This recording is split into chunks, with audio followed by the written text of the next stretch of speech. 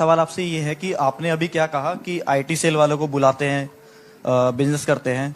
तो सर, जैसे IT cell वाले अगर गलत अफवाह फैला रहे हैं तो कहीं ना कहीं कन्हैया कुमार भी, जो जिस पर देशद्रोह का आरोप लगा है, उसको बुलाकर भी टीवी वाले गलत करते हैं। दूसरा सवाल ये है कि आप जब आते हैं गोदी मीडिया की बात करते हैं, तो जैसे मानक सर ने कहा कि दोनों तरफ मीडिया बटा हुआ है। तो सर, जिस तरह एक तरफ गोदी मीडिया दोनों तरफ नहीं बटा हुआ, मीडिया अब एक ही तरफ है। हाँ। सवाल ये है कि जिस तरफ जैसे गोदी मीडिया है तो दूसरी तरफ लुटियंस मीडिया भी है, ये मानना पड़ेगा। ये जो आपने इस्तेमाल किया है वो ठीक इस्तेमाल नहीं किया है।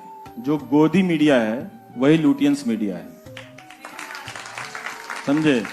मेरे दोस्तों से पूछ लीजिए कि पार्लियामेंट में खड़ा होकर मैं बोलता था कि ये लाल पत्थर पत्रकारिता है, यहां से निकल के वहां से लेके बाइट ले लो, इजी जर्नलिज्म है, लेजी जर्नलिज्म है। तो इसलिए आपने कन्हैया कुमार का उदाहरण दिया।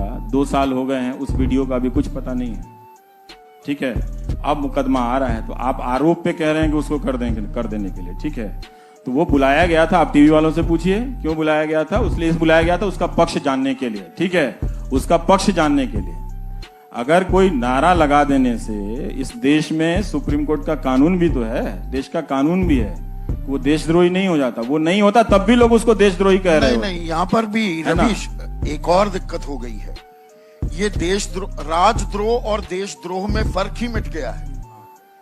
आप सरकार के खिलाफ आवाज उठाएं, राजद्रोह कर रहे हैं, आप देशद्रोह नहीं कर रहे हैं, पर ये अंतर मिट चुका है आज की तारीख में। मतलब अब तो आज का अगर माहौल होता तो लोग इमरजेंसी के समय सुप्रीम कोर्ट जिस तरह से झुक गया था उसकी आलोचना ही नहीं कर पाते। आज का अगर माहौल होता तो, लेकिन तब आलोचना हुई थी। खन्ना साहब एक जज थे जो खड़े हुए, तो उनका इतिहास में नाम है ना, इसीलिए चीफ जस्टिस नहीं बन पाए, इसीलिए चीफ जस्टिस नहीं बन पाए क्योंकि वो खड़े इसलिए नहीं बन पाए। लेकिन तब लोगों ने यहां से निकल के वहां से लेके बाइट ले लो, इजी जर्नलिज्म है, लेजी जर्नलिज्म है। तो इसलिए आपने कन्हैया कुमार का उदाहरण दिया। 2 साल हो गए हैं, उस वीडियो का भी कुछ पता नहीं है, ठीक है?